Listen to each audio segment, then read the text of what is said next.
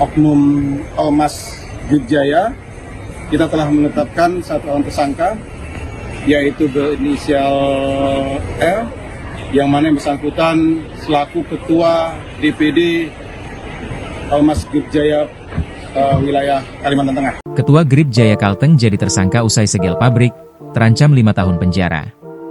Kepolisian daerah Kalimantan Tengah menetapkan Ketua DPD Gripjaya Kalteng, berinisial R, sebagai tersangka dalam kasus ancaman kekerasan terhadap pabrik karet milik PT Bumi Asri Pasaman, BAP, di Kabupaten Barito Selatan.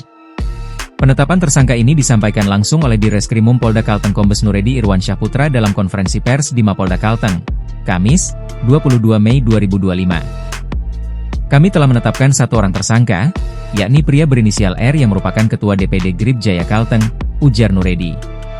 Kasus ini bermula dari aksi sekelompok orang yang melakukan penyegelan terhadap pabrik karet PT BAP, disertai dengan intimidasi dan ancaman kekerasan.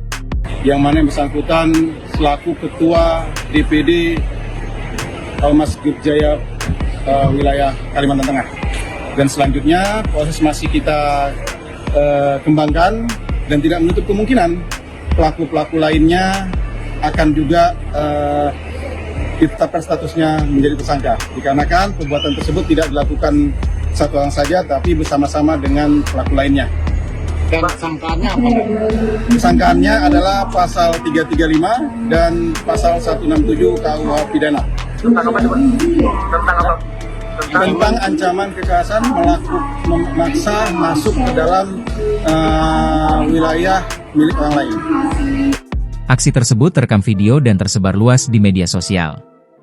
Organisasi Kemasyarakatan Gripjaya, yang diketuai oleh Hercules Rosario de Marshall, disebut sebagai pihak yang terlibat dalam aksi tersebut.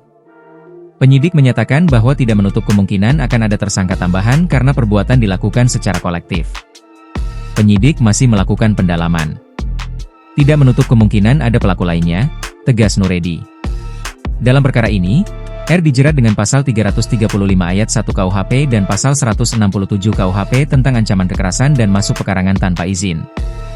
Ancaman hukuman maksimal adalah 5 tahun penjara. Pasal yang dikenakan terkait ancaman kekerasan terhadap perusahaan dan masuk pekarangan secara melawan hukum, jelas Nuredi.